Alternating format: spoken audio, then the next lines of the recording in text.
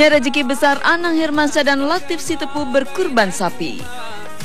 Momen Idul Adha digunakan Zaskia Gotik untuk menata hidupnya ke arah yang lebih baik.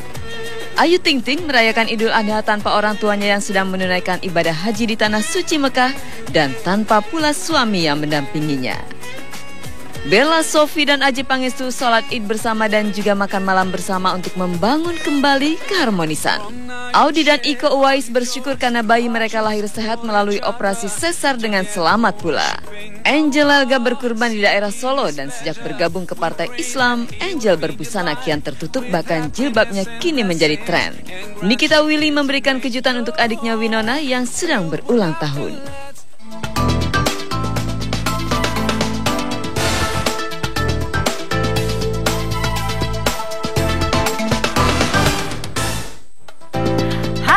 Selamat pagi pemirsa setia Gospot. Senang sekali saya Rosalin bisa menemani Anda menyaksikan berbagai kisah menarik dari dunia selebriti tanah air yang syarat sensasi dan kontroversi namun tak jarang mengundang simpati. Dari Plaza MNC ke Kebon Siri Jakarta kami hadir tanpa basa-basi hingga tak ada tempat untuk berita basi. Itulah mengapa kami jadi yang paling dinanti di pagi hari. Nah pemirsa, inilah Gospot.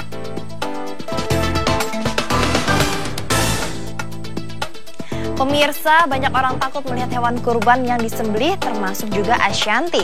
Tetapi kata Anang, Ashanty takut lihat darah karena bawaan. Maksudnya bawaan dari kecil atau bawaan bayi ya? Bisa saja bawaan bayi, soalnya Ashanty kan kini dikabarkan tengah hamil muda. Ya, Idul Adha kali ini Anang dan Ashanty berkurban 2 ekor sapi, yaitu satu di Jakarta dan satunya lagi di Jember.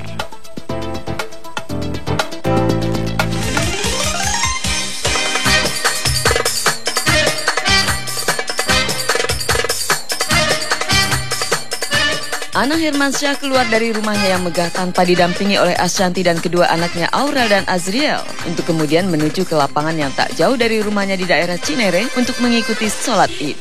Usai sholat Idul Adha, Anang bergegas pulang sementara Aurel dan Azriel berangkat menuju ke lokasi penyembelihan hewan kurban. Azriel dan Aurel ingin melihat secara langsung proses penyembelihan sapi kurban dari ayah mereka Anang Hermansyah di masjid yang tak jauh dari rumah mereka tersebut. Sebelum hewan kurban disembelih, Aurel dan Azriel diajak oleh panitia kurban untuk berdoa terlebih dulu.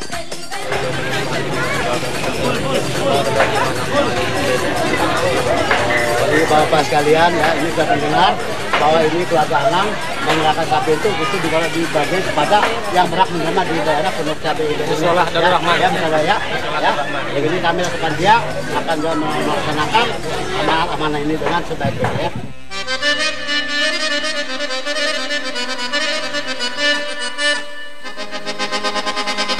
Saat hewan kurban disembelih, Aurel memalingkan mukanya. Namun karena merasa penasaran, akhirnya ia pun memberanikan diri melihat hewan kurban disembelih, meski dengan raut muka agak takut-takut.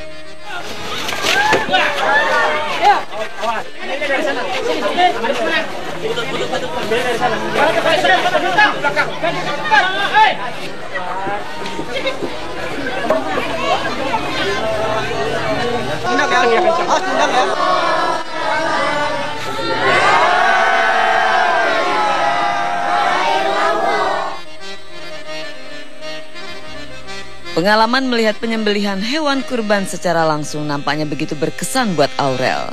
Begitu sampai kembali ke rumah, ia tak sabar untuk membagikan pengalamannya kepada Ashanty.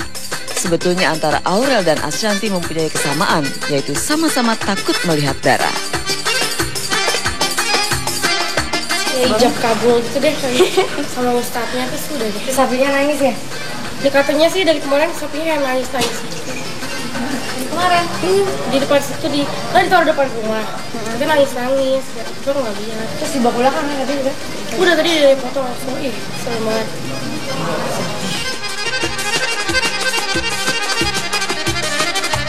Dari mendengar cerita Aurel saja Ashanty sudah merasa miris, apalagi kalau melihat secara langsung.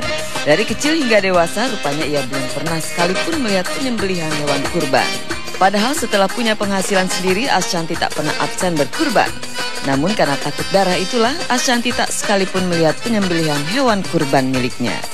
Ya aku lagi nggak boleh lihat yang serem-serem lagi, bukan nggak lagi nggak mau lihat bawaan. Lagi nggak mau lagi takut ngeliat darah-darah gitu, lagi nggak berani aja. Jadi suamiku nemenin aku di rumah ya. Jadi anak-anak lah diwakilin, kamu sana ngeliat sapinya, katanya bun. Terus tadi kan di videoin, aku bilang bunda videoin ya. Tetap aku nggak mau lihat karena kan takut darah-darah. Walau mengaku takut melihat darah, namun Anang sempat keceplosan bicara kalau rasa takut Ashanti adalah bawaan. Tentu saja awak media langsung menduga kalau bawaan yang dimaksud Anang adalah bawaan bayi. Maklum saja belakangan ini Ashanti memang santer dikabarkan tengah hamil muda. Meski Anang dan Ashanti belum mau terbuka soal kehamilan tersebut. Karena memang setiap korban pun aku ya beli tapi nggak pernah ngelihat dipotongnya, aku nggak tega. Takut dari kecil gak pernah. Itu mama nyuruh kemana ke masjid untuk ngeliat, aku nggak berani. Gak pernah. Jadi mendingan aku penakut. Lihat dia nangis, lihat darahnya, lihat semuanya tuh nggak tahan, jadi mendingan nggak usah. Untuk Idul Adha kali ini, Anang dan Ashanti mengorbankan 2 ekor sapi yang terdiri dari 1 ekor di Jakarta dan 1 ekor lagi di Jember. Anang dan Ashanti selalu menuruti anjuran untuk berkurban buat orang-orang terdekat lebih dulu, yaitu orang-orang di sekitar tempat tinggal mereka.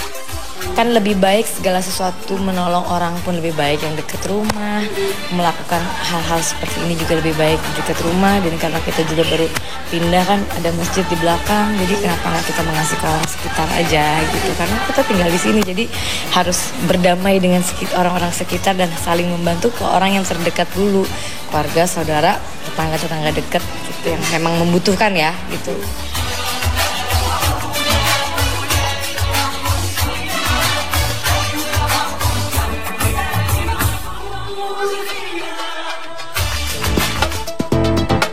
Pemirsa, semakin besar rezeki pasti semakin besar pula ya nilai hewan kurbannya. Itulah yang terjadi pada Latif Sitepu yang sejak namanya berkibar, pemeran Haji Muhyiddin ini tak lagi berkurban kambing tetapi seekor sapi. Ya, walaupun punya materi yang berlimpah, namun Latif Sitepu merasa kebahagiaannya belum sempurna. Apa karena Latif belum juga menunaikan ibadah haji ya? Padahal secara kemampuan Latif jelas sangat mampu, bukan?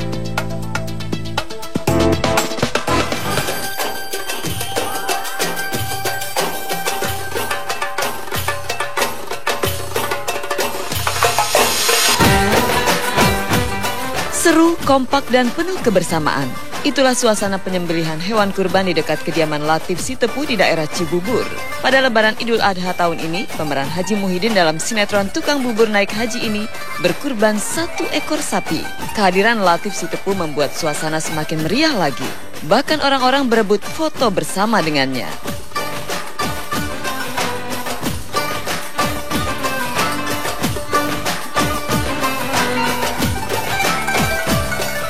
Nah, pemirsa GoSport, lihat begini serunya kurban di daerah ini, tempat saya. Nah, ini masjid kita, tempat majelis zikir saya. Di sini anak yatim piatu semua, dan di sini yayasan, di sini semua warga-warga sini tanpa dikomando. Begitu kita kurban langsung turun semuanya.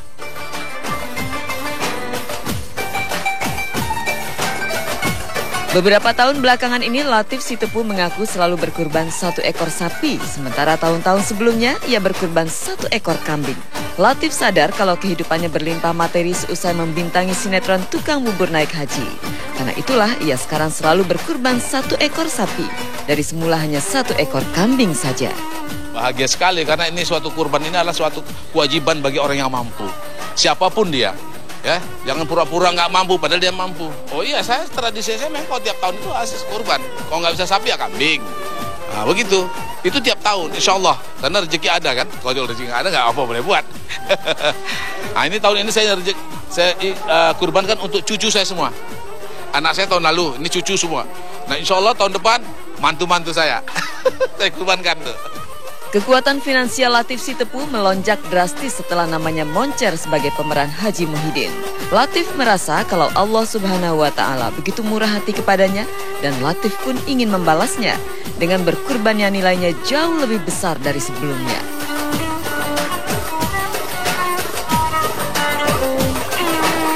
Selalu saya tanamkan juga kepada anak-anak, kalau sudah mampu jangan lengah. Paling enggak seekor kambing kamu harus kurbankan tiap tahun. Ya, kalau nggak bisa sapi 1 ekor kambing. Karena di sini makna keikhlasan dan ketulusan dan ketakwaan itu berat. Nggak semua orang sanggup itu. Dia selalu lupa. Kalau udah banyak uang dia lupa. Kalau udah susah dia baru ingat. Nah, kita jangan begitu. Kehidupan Latif Sitepu di masa tuanya memang penuh dengan materi dan kebahagiaan. Namun semua materi itu belum memberikan kebahagiaan sejati baginya jika dirinya belum bisa menggenapi rukun Islam. Dari 5 rukun Islam, hanya 1 yang belum dilaksanakan Latif, yaitu menunaikan ibadah haji.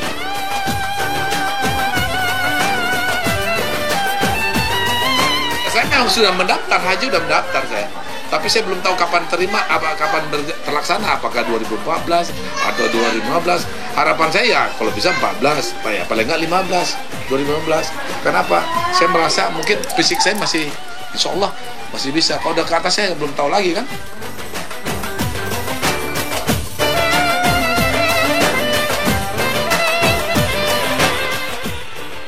Semua permasalahan yang sudah kita lalui dengan ikhlas, pasti hikmahnya akan lebih baik.